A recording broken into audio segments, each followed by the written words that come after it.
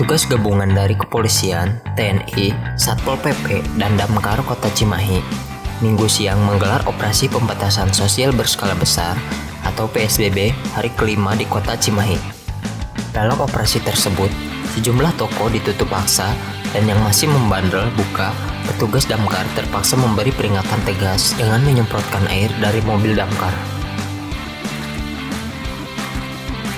Sebelum lanjut, marilah sama-sama membangun channel ini dengan menekan tombol like dan subscribe untuk mendukung channel ini, memberikan informasi terkini dan menarik.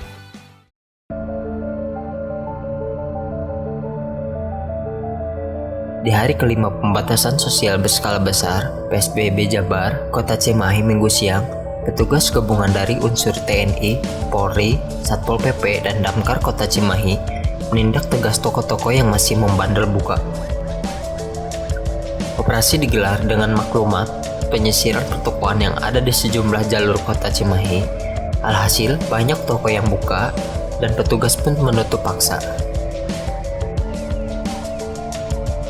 Bukan hanya itu, toko-toko yang masih membandel buka, petugas pun memberi peringatan tegas dengan cara menyemprotkan air dari mobil damkar ke arah toko yang masih buka.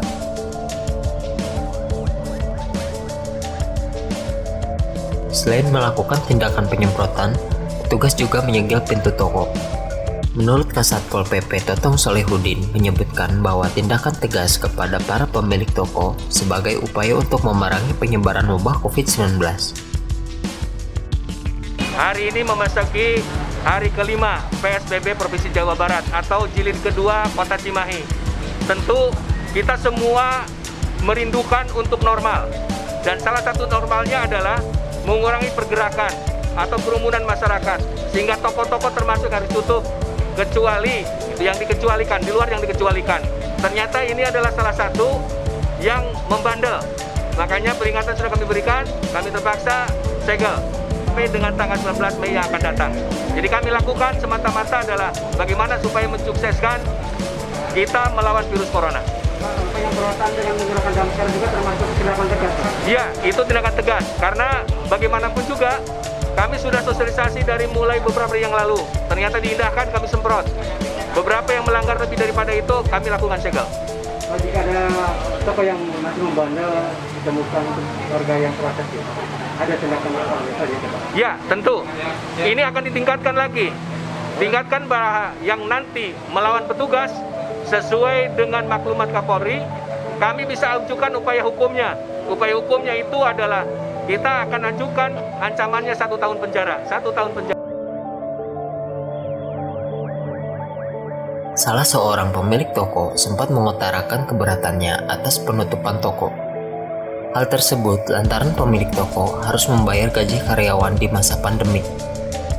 Dan jika toko ini ditutup, otomatis tidak memiliki pemasukan untuk menggaji sekitar 70 karyawannya. Kalau keberatan sih udah pasti jelas ya, karena kita kan harus bayar karyawan. Ya nggak mungkin kan karyawan saya keluarin semuanya. Sedangkan mereka itu kan butuh makan. Nah, butuh makan itu adalah tanggung jawab pemimpinnya gitu, Pak. Sampai tanggal 19 ya pemberitahuannya? Ya, maksud saya mereka kan harus kita gaji ya, gitu.